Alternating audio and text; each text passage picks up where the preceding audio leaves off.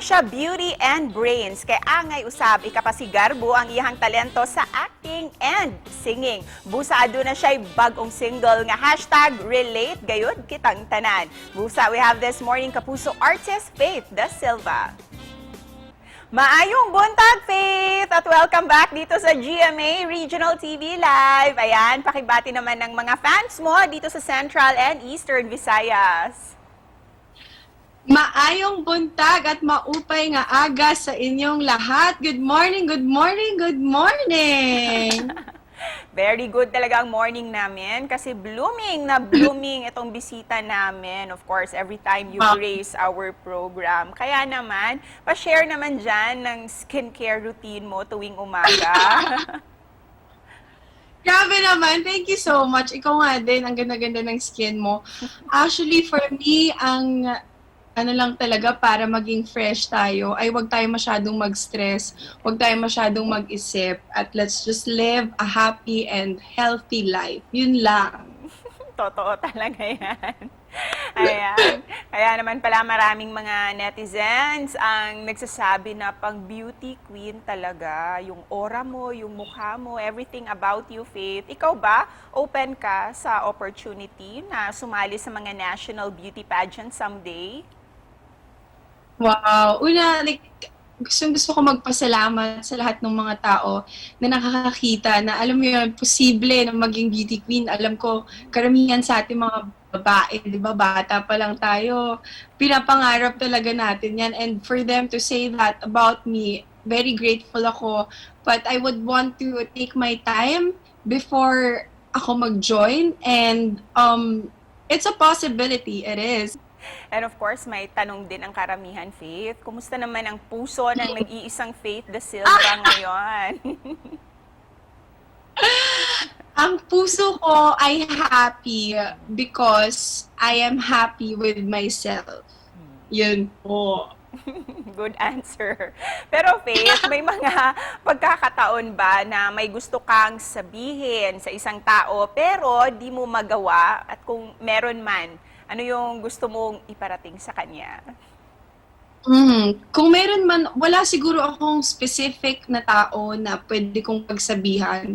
Siguro, ang mensahe lang na masasabi ko ay sa mga maraming tao na nanonood ngayon or sumusuporta is kailangan talaga mag-start yung pagmamahal natin within ourselves. And speaking about this, may bago kang single na marami ang nakaka-relate talaga. Can you share this with us? Yes!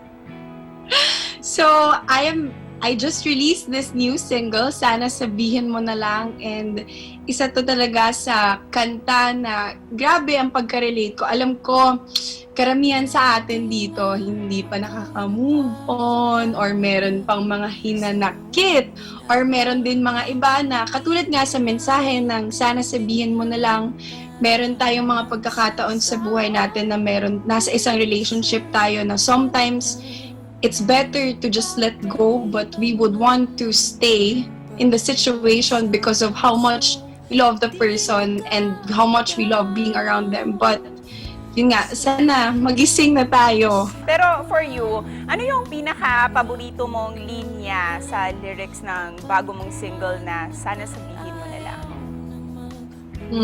Sample ba?